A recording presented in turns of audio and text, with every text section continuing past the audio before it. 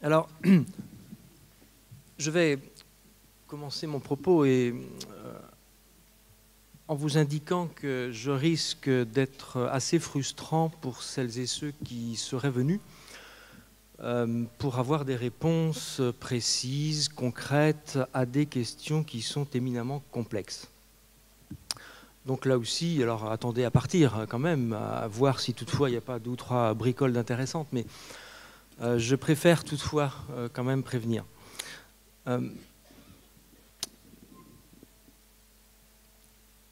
Je vais quand même vous proposer en tous les cas quelques pistes, quelques pistes au moins de lecture, au moins de ce que quelques textes nous proposent. Et je voudrais commencer ce propos par Alain Soupiot. Alain Soupiot, c'est un juriste brillant parce qu'il a travaillé surtout à partir de l'anthropologie du droit, c'est-à-dire le sens. Je le cite, il nous dit ceci: « L'aspiration à la justice est pour le meilleur et pour le pire une donnée anthropologique fondamentale, car les hommes ont besoin pour vivre ensemble de s'accorder sur un même sens de la vie, alors qu'elle n'en a aucun qui puisse se découvrir scientifiquement. » Il me semble que pourtant nous courons tous souvent après ça. Le droit est le texte où s'inscrivent nos croyances fondatrices, croyances en une signification de l'être humain, en l'empire de la loi ou en la force de la parole donnée. C'est une manière de vous dire que n'attendons pas tout de la loi. Alors plusieurs questions m'ont été posées. En institution de soins, structure sociale, médico-sociale ou à domicile, comment prendre en compte la volonté de la personne en situation de handicap lorsque les capacités de raisonnement ou d'expression apparaissent altérées? J'imagine que vous êtes tous en situation d'apprécier ou de ne pas savoir apprécier cette question. Si la rédaction des directives anticipées constitue un droit, chaque personne, qu'elle soit en situation de handicap ou non, peut-elle les rédiger? Ou encore, comment les parents dont l'enfant est gravement handicapé pourront-ils veiller à ses intérêts lorsqu'ils seront décédés? Voilà, deux ou trois questions auxquelles je vais apporter au moins des bribes de réponses. Alors je vais dérouler mon propos en trois parties. J'aime pas les PowerPoint parce que j'ai toujours l'impression que ça tend plutôt à dissiper que l'inverse. Alors je vous invite plutôt à essayer d'écouter. Toutefois, cet écrit sera, je crois, disponible, me semble-t-il, sur le site. Donc vous pourrez y retourner, y revenir. Aussi une façon de vous épargner peut-être de gratter certaines choses. Donc trois parties. Tout d'abord, je ne peux faire l'impasse sur la question de l'expression de la volonté. Qu'est-ce que c'est que cette affaire-là? Avec une approche du droit, bien évidemment. En deuxième partie, je vais plutôt reprendre les textes qui nous concernent et puis vous proposer quelques commentaires. Et j'insiste là-dessus parce que, encore une fois, il n'y a pas de vérité en la matière. Et puis pour terminer, je vais revenir sur cette question de consentement. Qu'est-ce que c'est que consentir? Qui me semble être vraiment au cœur du sujet de la journée. Alors,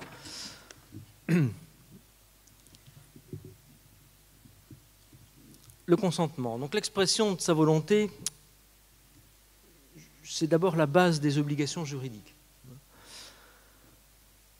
Rassurez-vous, je vais essayer de faire bref, mais en même temps, je vais essayer de vous donner deux ou trois notions fondamentales en droit.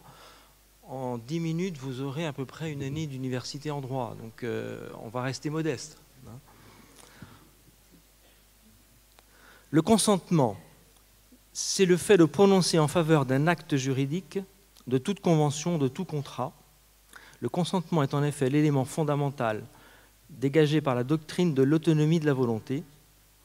Celui qui s'oblige, qui se rend débiteur d'une obligation, doit y avoir préalablement consenti. le contrat comme principale source des obligations juridiques, ayant adopté la théorie de l'autonomie de la volonté, est tout particulièrement empreint de cette idée et reste dans l'idéal un instrument juridique consensuel grâce à la place déterminante laissée au consentement. C'est déterminant dans les questions qui vont suivre. Le Code civil français, qui consacre à la question les articles 1109 à 1122, ne définit pas positivement le consentement lui-même.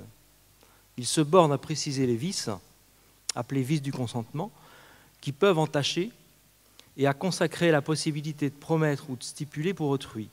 Il s'agit donc bien, pour les rédacteurs du Code, du consentement conçu comme une volonté individuelle.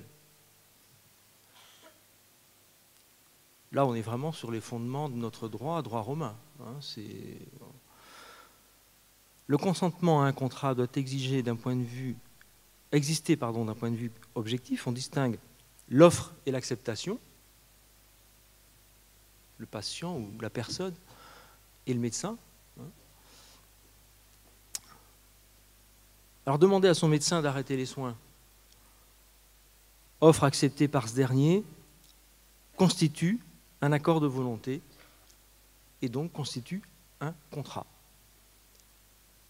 Évidemment, dans la vie quotidienne, on n'est pas en train d'écrire constamment ce qu'on se dit et de signer les documents, mais c'est pourtant bien en droit ce qui se passe. Et en fin de vie, c'est également ce qui se passe entre une personne, qu'elle soit sous protection juridique ou pas, ce n'est pas la question. Toute personne existe parce qu'il y a ce fondement-là. Alors évidemment, quand ça se passe comme ça, tout va bien. Est-ce que vous voulez bien? Oui, bon. Mais qu'en est-il lorsque tout laisse à penser qu'il peut y avoir justement vice de consentement? Parce que personne vulnérable, handicapée, ne pouvant a priori exprimer sa volonté ou son intérêt. Et là, j'imagine aussi que vous êtes dans des situations au quotidien où c'est sans doute bien difficile d'apprécier. Non, mais monsieur Untel, non, mais il dit ça, il dit l'inverse, on ne sait plus. De toute façon, le médecin a dit qu'il était délirant, donc il ne peut plus consentir, il ne peut plus exprimer sa volonté. Ou bien encore, non, mais dès qu'on le touche, de toute façon, il se débat. Il ne peut pas exprimer sa volonté. C'est assez extraordinaire. Quelqu'un qui ne peut plus parler, mais qui se débat quand on le touche, il ne peut plus exprimer sa volonté. Alors, comment doit-il faire? Cette question nous conduit donc à faire un détour et nous arrêter quelques instants sur ce qu'on appelle la théorie de l'incapacité civile. Parce que c'est bien cette fiction juridique, et là je vous renvoie à Alain Soupiot, cette fiction juridique n'est qu'une construction sociale. C'est-à-dire que les citoyens ont construit un certain nombre de textes, de lois, fondés sur des croyances, et parfois la technique juridique est amenée, évidemment, à organiser le droit. Alors pour les profanes, pour le grand public, l'incapacité civile, c'est, bon, il ne peut pas se débrouiller. Ça n'a rien à voir. La connaissance de cette théorie juridique est indispensable pour articuler l'ensemble des dispositifs. C'est pour ça que je vais un tout petit peu insister là-dessus, parce que si on ne connaît pas, au moins un petit peu, cette affaire-là, il me semble que l'on ne puisse pas comprendre les compétences et le rôle de chacun des acteurs, que ce soit l'hôpital, les services de maintien à domicile, les curateurs, etc. Alors toute personne née viable possède potentiellement un patrimoine, une sorte d'enveloppe vide qui va se remplir d'un certain nombre de droits et d'obligations au cours de sa vie. Alors quand je parle de patrimoine, je ne parle pas de la maison ou de l'appartement. Ce n'est pas ça le patrimoine. En droit, le patrimoine, c'est cette enveloppe vide. L'enfant, avant de naître, a un patrimoine, puisqu'il a des droits. Il a des droits, mais il ne pourra pas tous les exercer. Parce que le droit disjoint la capacité à être titulaire d'un droit et la capacité à les exercer. Deuxième notion importante à retenir. Ce postulat s'avère primordial, notamment pour les conséquences très concrètes de la vie de tous les jours. C'est là-dessus que sont construites les mesures de protection juridique, curatelle, tutelle. C'est sur cette dissociation. Dernier postulat, toute personne majeure se voit reconnaître par la loi une pleine capacité juridique. La capacité juridique, ce n'est pas l'aptitude, ce n'est pas savoir-faire, ce n'est pas l'autonomie. C'est le fait qu'à 18 ans, le jour de ses 18 ans, on a sa pleine capacité juridique, c'est-à-dire qu'on est titulaire de ses droits et apte à les exercer, a priori. Mais l'attribution de cette pleine capacité peut être retirée en tout ou partie par l'État, évidemment. L'histoire apporte de nombreux exemples de retrait ou de restriction de capacité. On pense aux condamnés politiques. Je ne m'attarderai pas là-dessus, mais on a quelques exemples voilà, aujourd'hui de politiques qui se voient retirer leur droit de se présenter aux élections, par exemple. Mais on a aussi, à une certaine époque, les serfs, les esclaves, c'était la même technique juridique. Il y a encore peu, les femmes ne pouvaient pas voter. Ça ne se disait pas, mais c'était une atteinte à leur capacité juridique. Alors une personne placée sous mesure de protection juridique voit sa capacité d'exercice seulement restreinte et non pas aucun droit. Elle est titulaire de l'ensemble de ses droits. On l'oublie souvent, mais seulement une partie de l'exercice de ses droits se voit retirée. Et ça va aussi être important pour la suite. On dit donc que la personne est frappée d'incapacité civile.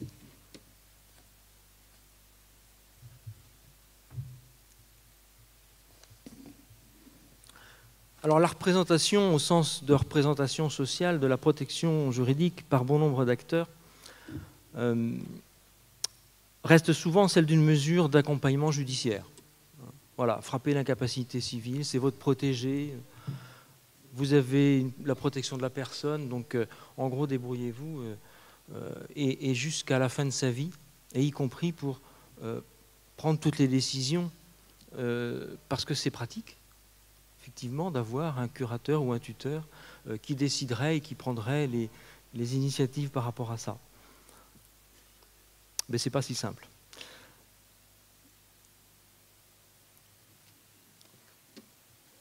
Alors ne pas confondre tout ce qui est l'assistance juridique avec l'assistance sociale.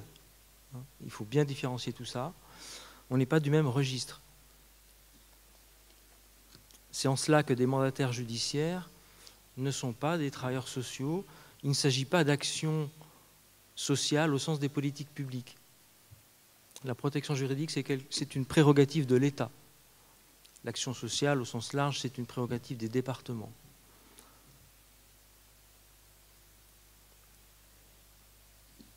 La protection juridique donc, porte sur les droits patrimoniaux, les biens, et sur les droits personnels. Et c'est ça qui va en particulier nous intéresser. Alors qu'est-ce que sont les droits personnels? Ce sont les droits de circuler librement, le droit à l'image, le droit à la dignité, à la vie privée, au secret de la correspondance, par l'assistance juridique ou la représentation juridique en tutelle. Ça vise aussi à contrôler et, si besoin, alerter les autorités ou services compétents dans l'hypothèse où les droits personnels ne seraient pas respectés. Oui, dans certains établissements, le tuteur, par exemple, peut être amené à alerter la direction de l'établissement parce que la personne peut se trouver prise en charge dans des conditions qui ne sont peut-être pas toujours idéales. Alors on peut le comprendre, c'est pas la question. Hein. Chacun a ses soucis, ses difficultés, ses moyens, mais c'est le rôle du tuteur que de venir protéger le droit à la dignité, et c'est aussi vrai le droit de circuler librement, par exemple. Alors les situations de danger, parce que souvent la question m'est posée, la protection juridique n'est pas une assurance tout risque. Il ne revient pas, et le tuteur n'a pas l'exclusivité de la protection des citoyens au sens large. Cette question appartient à tout le monde. Et quand je dis tout le monde, qu'on soit professionnel, bénévole, qu'on soit le voisin, le cousin ou le neveu, une personne en situation de danger, ça doit alerter tout le monde. Or, la tentation est forte de, là aussi, professionnaliser cette question. J'ai pas envie de m'en occuper, je sais pas faire, de toute façon, je vais pas savoir faire, et si je fais une connerie, on va me tomber dessus, donc voilà, je regarde plutôt à côté.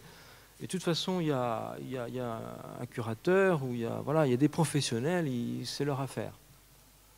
Non, non, non, la personne, le voisin peut être tout à fait inquiété de la même manière.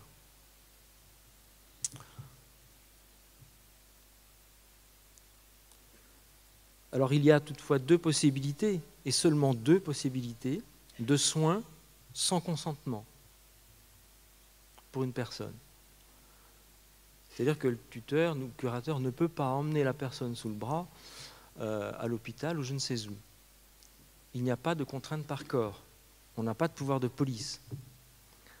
Et ces deux possibilités de soins sans consentement, c'est pas rien, c'est vraiment une exception dans le droit, sans consentement.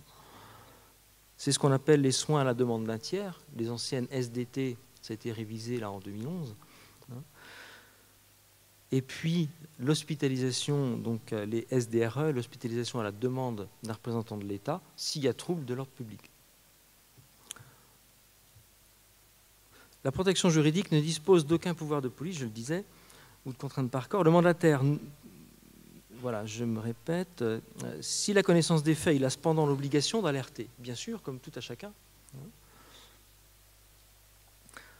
Dans l'intérêt exclusif et le strict respect des droits de la personne, le mandataire devra toujours rechercher, autant qu'il est possible, l'expression de la volonté de la personne qui se trouve au cœur même de la mesure prise pour lui.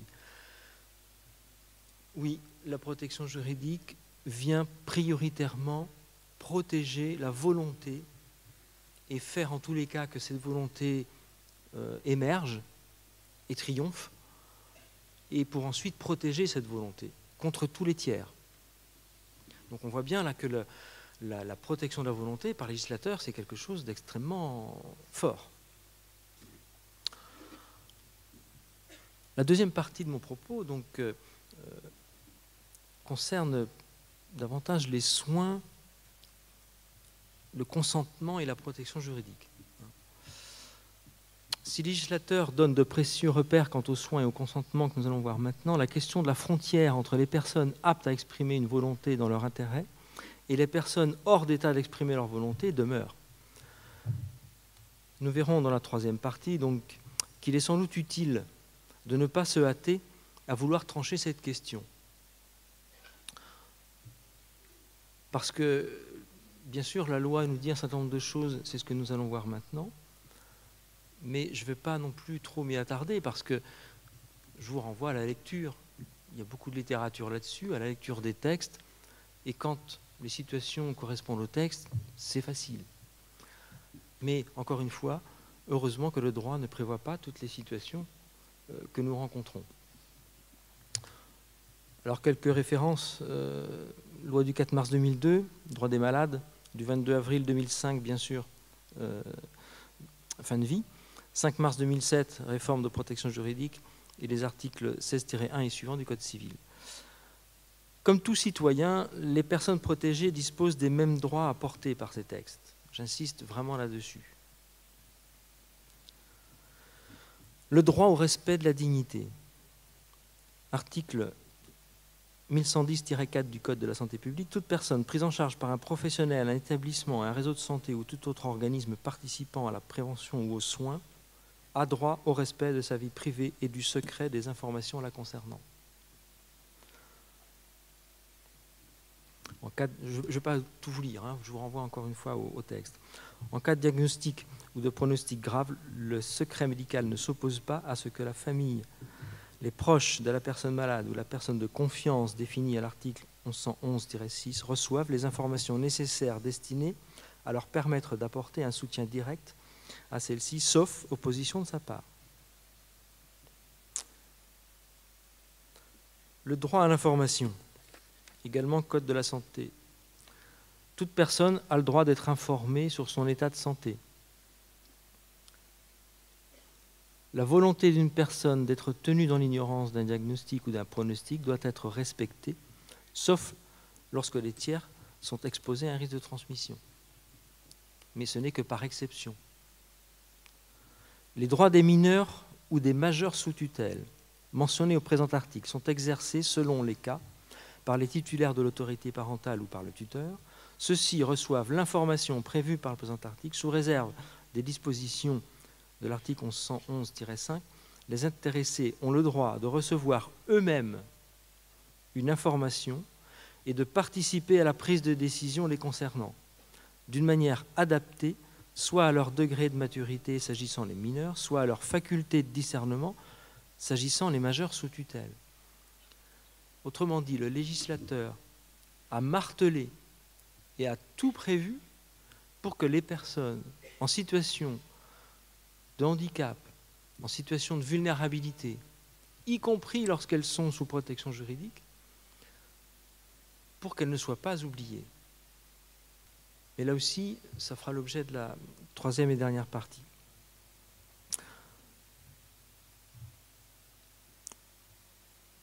Toute personne prend avec le professionnel de santé, compte tenu des informations et des préconisations qu'il lui fournit, les décisions concernant sa santé.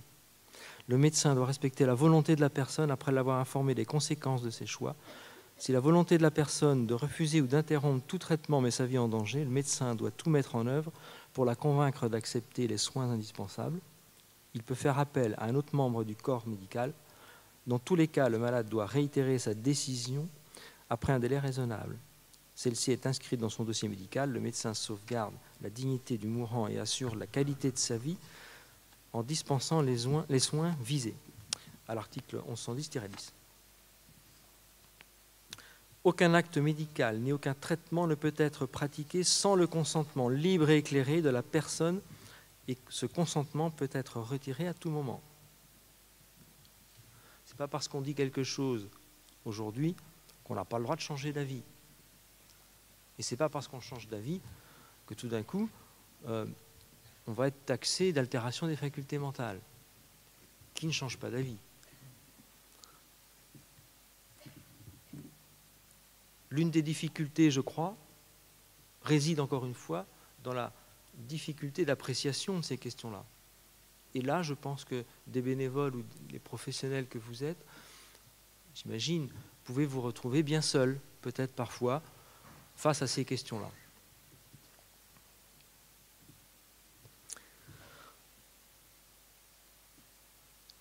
Donc, je redis, pour être clair, le consentement de la personne, bien que sous tutelle, doit systématiquement être recherché.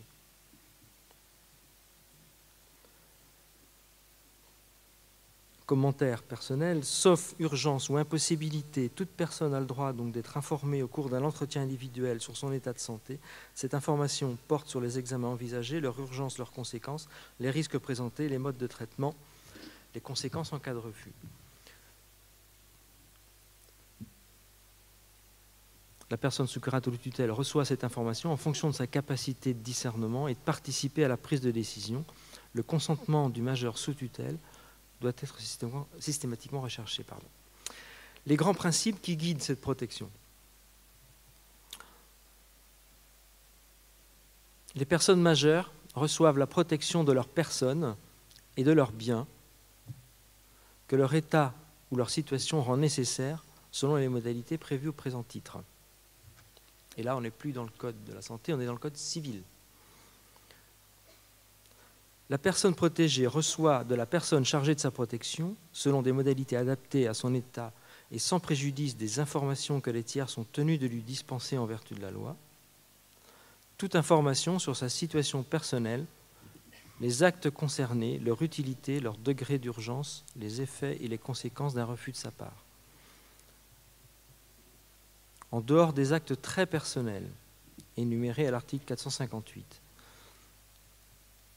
qui ne peuvent jamais donner lieu à assistance ou représentation par le tuteur, l'article 459 du Code civil fixe les règles dans lesquelles les actes à caractère personnel peuvent s'exercer. Autrement dit, tout ce qui concerne la santé, y compris pour des personnes sous curatelle ou tutelle, la protection juridique en est quasiment exclue. Ce sont des actes personnels. Heureusement que le tuteur ou le curateur ne décide pas, n'exprime pas sa propre volonté, ne représente pas la personne quant à oui, est-ce que j'accepte d'être opéré ou de recevoir tel traitement ou d'arrêter tel traitement. Heureusement. C'est pour ça que j'insiste sur le fait qu'il s'agit du Code civil. La protection juridique relève du Code civil, pas du Code de la santé. C'est vraiment pour cette raison-là. Au nom de quoi un tuteur serait plus habilité, plus compétent ou je ne sais quoi pour représenter la personne, pour savoir. Par contre, le tuteur ou le curateur, il doit accompagner la personne, veiller à ce qu'elle ait reçu, c'est la protection des droits. Veiller à ce qu'elle ait reçu l'information, est-ce qu'elle a compris? Sinon, comment peut-on faire pour qu'elle comprenne mieux? Là, on est dans une démarche d'assistance juridique au sens de protection des droits de cette personne.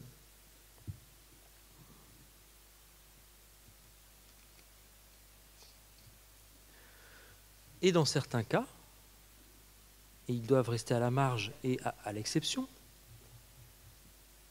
la personne sous tutelle, et uniquement sous tutelle, qui ne peut manifestement absolument pas exprimer sa volonté sur des soins nécessaires,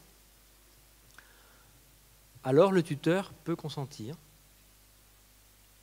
sauf s'il y a atteinte à l'intégrité de la personne.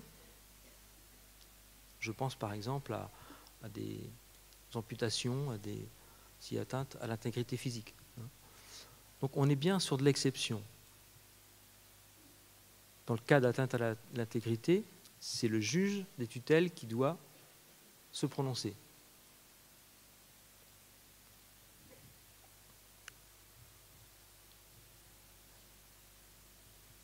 Alors une personne en fin de vie est-elle en situation de danger? Dans quel registre se trouve-t-on? J'entendais tout à l'heure, oui, de nombreuses personnes décèdent à l'hôpital, dans les services d'urgence. Ça laisserait penser qu'on considérerait que la personne en fin de vie, effectivement, elle est prête à mourir, elle est en danger. Oui, peut-être, mais nous risquons tous, nous sommes tous en danger par rapport à ça.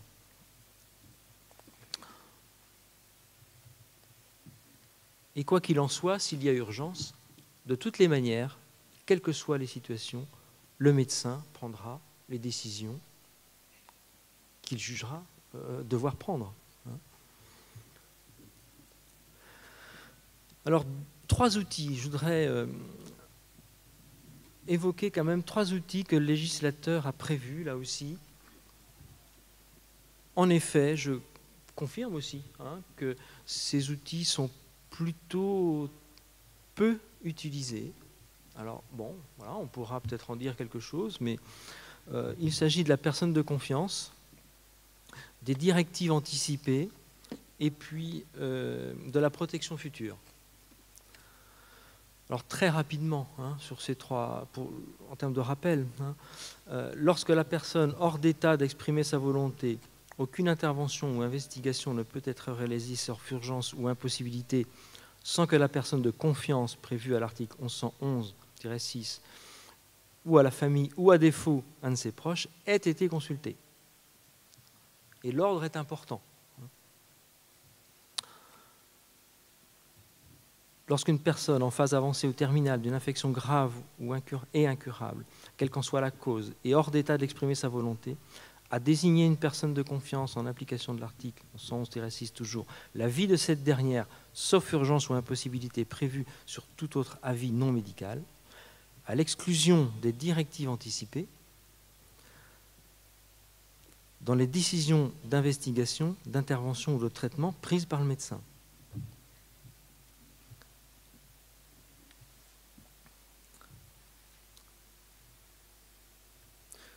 Le principe d'autonomie conduit à donner aux patients une place de partenaire vis-à-vis des soignants.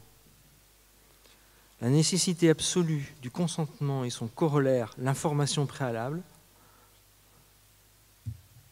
sont ainsi au centre de la relation médicale médecin-malade. C'est dans ce contexte qu'est apparue la personne de confiance.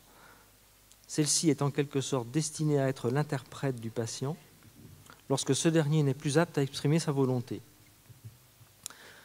Le malade sous tutelle ainsi que le mineur ne peuvent pas désigner de personne de confiance. Le malade sous tutelle ainsi que le mineur ne peuvent pas désigner de personne de confiance.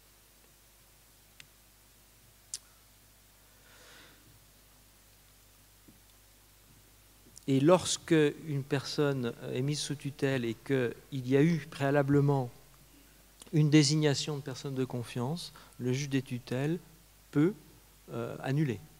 Mais ce n'est pas une obligation. Les directives anticipées.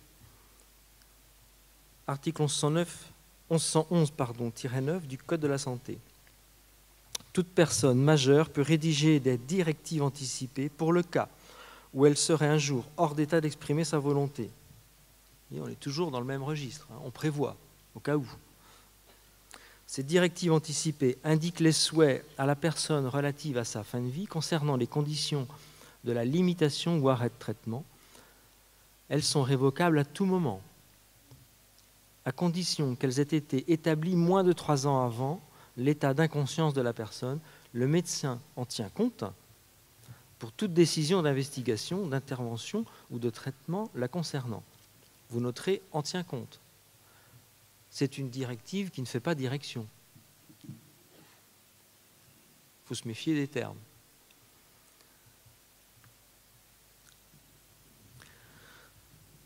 Je ne sais pas combien de temps il me reste.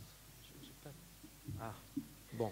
Alors je vais aller à grands traits là, sur un point ou deux, parce que je voudrais quand même m'attarder sur la troisième partie.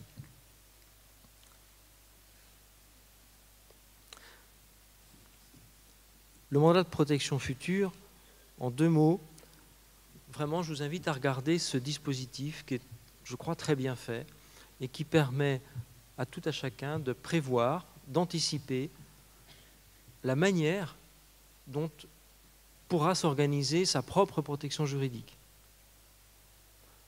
et aussi de prévoir qui pourrait l'exercer. Et c'est très simple à mettre en place. Mais ce mandat de protection future s'adresse aussi à des parents d'enfants handicapés, alors d'enfants parfois majeurs, mais mineurs ou majeurs, de prévoir, lorsque eux-mêmes vont décéder, et de prévoir la protection de leurs enfants.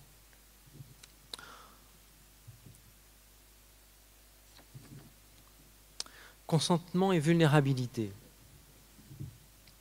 Difficile articulation parfois entre le prendre soin de l'autre et le respect de sa liberté. Consentir. L'aptitude à consentir, à exprimer sa volonté peut s'envisager sous l'angle de l'autonomie de la personne au sens capacité d'autodétermination. Donc là, on est vraiment sur cette grande logique liberté, ma volonté, moi. Bon, c'est mon corps, c'est ma vie, c'est ma décision. Bien. Toutefois, cette approche considère-t-elle la dignité de la personne? Le consentement ne suffit alors pas pour apprécier la dignité d'une action. Ce consentement doit être éclairé, intégrant les impératifs de la dignité humaine. Et je vous renvoie à un ancien arrêt qui avait été appelé à l'époque le lancer de nain. On dira aujourd'hui personne de petite taille, mais oui, c'est pas parce que cette personne avait consenti à être lancée comme un paquet pour attirer les foules cela a été considéré tout à fait illégal, parce que atteinte à la dignité humaine. Donc il ne suffit pas de consentir pour que ce soit légal. Et là, ça renvoie à certaines pratiques parfois de pays voisins concernant la fin de vie.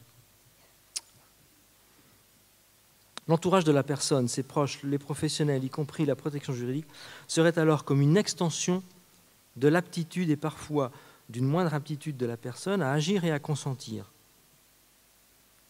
C'est important parce que, vraiment, j'insiste, encore une fois, cette question appartient, me semble-t-il, à tout le monde, qu'on soit bénévole, professionnel, mais de l'entourage de la personne.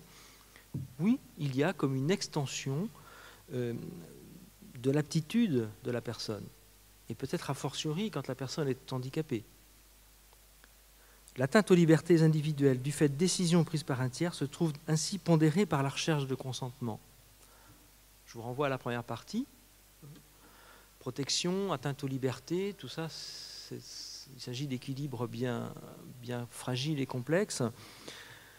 Mais il me semble aussi que la recherche de consentement vient comme équilibrer cette question. C'est-à-dire qu'on ne peut pas, d'un revers de main, balayer la question du consentement d'une personne, même si elle est handicapée et qu'elle peut très peu exprimer des choses, on peut d'un revers de main balayer cela et se prononcer à la place de l'autre. Même si c'est évidemment une place pas simple, angoissante, pétrifiante parfois, de se retrouver face à des personnes en fin de vie, embarrassante, et parfois a-t-on d'autres alternatives que de dire à la place. Ça, je crois que nous avons là aussi peut-être de la formation à envisager sur ces chapitres-là. Je voudrais également citer rapidement deux sociologues de Lyon qui ont fait des recherches à ce sujet, Benoît Hérault et Pierre Vidal-Naquet.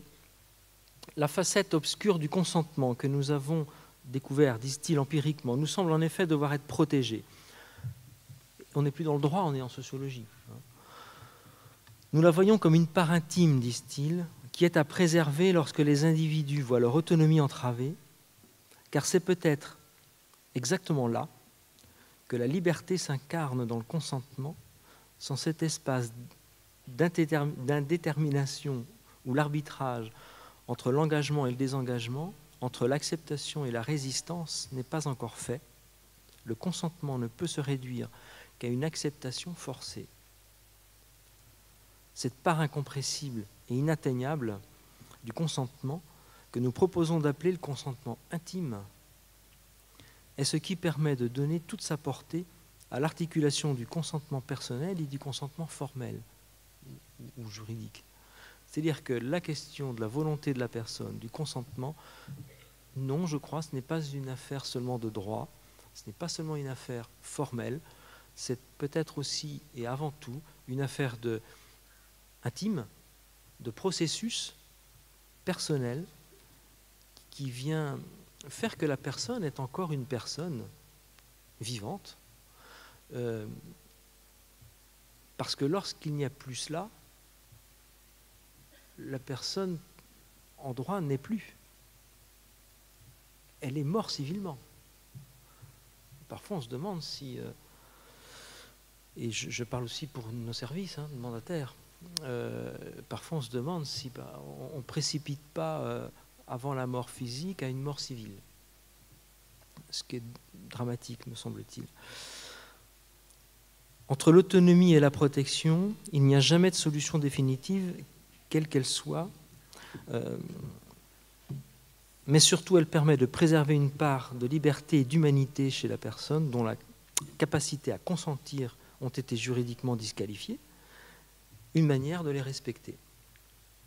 Vulnérabilité et réification, ça a été tout à l'heure aussi abordé en introduction. Si nous sommes là aujourd'hui, c'est parce que nous avons choisi d'une certaine manière d'aider, de soigner l'autre, le plus faible, le plus vulnérable. Il y a là, je crois, une véritable source de satisfaction, de reconnaissance sociale et de gratification. Mais la vulnérabilité n'invite-t-elle pas, parfois, et à notre insu, à un risque de compassion, une compassion proche d'une forme de pitié, dont on ne maîtrise peut-être pas toujours les tenants et aboutissants, et peut-être encore moins les effets. Jacques Ricot, cette fois philosophe, nous dit « La compassion ou la pitié dangereuse, molle et sentimentale, qui n'est en réalité que l'impatience du cœur de se débarrasser le plus vite possible de la pénible émotion qui vous étreint devant la souffrance d'autrui, et n'est pas du tout la compassion. » Mais alors, comment gérer ce sentiment? Parce que ça, c'est facile à dire, mais alors, comment faire?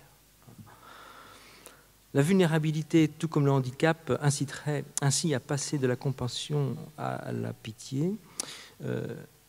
Cela comporterait le risque de ne plus pouvoir reconnaître cet autre avec un grand A, comme son père, P-A-I-R-E.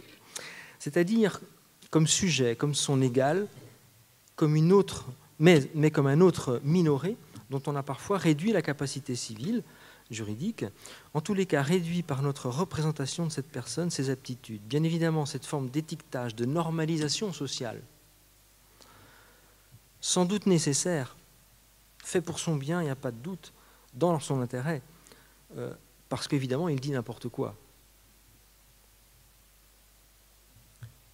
Quels que soient les risques encourus par la personne vulnérable malade, ils ne peuvent nous conduire à une forme de rationalisation et d'éradication de ces risques. Pour conclure, je voudrais simplement souligner donc 3 points. La présomption d'aptitude à consentir, qui peut relever de la construction d'une fiction parfois, le comme si est pourtant nécessaire à l'intégrité de la personne. La possibilité de consentir participe de la dignité humaine. La professionnalisation de nombreuses questions comme la mort, le handicap, la fin de vie et bien d'autres ne pourront jamais apporter de réponse totalement satisfaisante. Seul le débat, la réflexion, et par le plus grand nombre, et pas seulement par les experts, sauront maintenir une démarche éthique. Et enfin, la protection au sens de l'attention à l'autre est, me semble-t-il, l'affaire de tous, l'affaire de ce que j'appelle la communauté. C'est une question de responsabilité individuelle et collective qu'il nous appartient d'assumer.